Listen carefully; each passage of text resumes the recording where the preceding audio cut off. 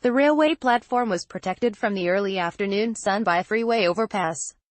A couple of middle-aged men on neighboring benches were in conversation. Inside a nearby security booth, a guard reclined in her chair with her phone. Advertisement. The elevator doors at the back of the otherwise vacant metro station opened and Benny Feilhaber strode out in the most inconspicuous of outfits: sunglasses, a white t-shirt, a black backpack, gray shorts and sandals. He easily could have passed for a student from Cal State LA, which sat at the top of the hill. Feilhaber smiled. "That's the whole point," he said. The Los Angeles Football Club player slipped into a Metrolink car unnoticed, blending in with the other commuters on the San Bernardino-bound train. The 33-year-old Feilhaber spent his teenage years in Southern California and considered the area his home, but he nonetheless experienced a degree of sticker shock when he was acquired from Sporting Kansas City before the Major League Soccer season. Feilhaber, a well-compensated midfielder who has played in a World Cup and made 44 appearances for the U.S. national team, felt the effects of the rising cost of living in the area. His search for spacious but affordable housing pushed him and his family into the Inland Empire. Rather than endure traffic on the freeways, particularly in the mornings, Feilhaber elected to use public transportation when LAFC practices at its training facility on the Cal State LA campus. Feilhaber's near-daily commute has become a source of amusement for his teammates and coaches on the expansion team, which is tied for fourth place in the Western Conference entering Saturday's game at San Jose. Coach Bob Bradley chuckled while recalling when Feilhaber informed him of his plans. "Are you sure you know what you're doing?" Bradley asked. While others remain puzzled by the idea of him making 2-hour-long train rides, it makes perfect sense to Feilhaber. Shortly after his trade in January, Feilhaber and his wife started exploring housing options in the area. At his previous stop, he lived in a 4,600-square-foot house he purchased in the Kansas City suburb of Overland Park. He and his wife have 2 daughters, ages 4 and 2, as well as a dog. He wanted to provide them with as much space as they had in their old home. "Good luck. I'm from California, so I know I won't get the same bang for my buck here," Feilhaber said. Advertisement. He owns a house in Irvine, where he attended high school. However, his disdain of traffic convinced him to continue leasing the property rather than live there.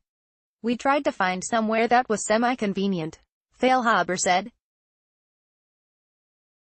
"I feel like LA. Traffic doesn't allow anything to be really convenient." Feilhaber and his wife looked into Pasadena, only to receive confirmation that his $625,000 salary wouldn't afford them as much space as it did in the Midwest, especially with their house in Kansas still on the market. They would have to pay close to $5,000 a month for a house that was considerably smaller than what they were used to. Then Feilhaber made a discovery. "I realized there was a train that goes right to Cal State LA," he said. On a train ride home from a training session this week, Feilhaber recalled how that changed his search. Pointing out the window, he said, "We started looking right down this track. On Google Maps, I looked where this track goes."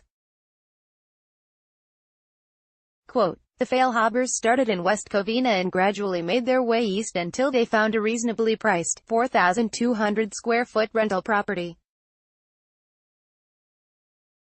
For the sake of his family's privacy, Feilhaber asked for the location to not be made public. He pays around $300 a month to use public transportation, including $20 to park at the Metrolink station near his home."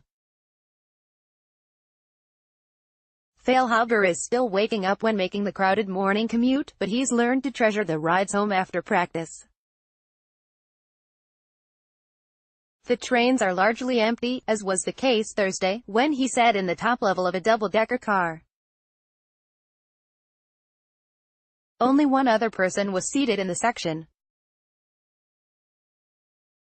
Feilhaber appreciates being in MLS at a time when franchises such as LAFC have first-class facilities, but the league's players remain relatively unknown.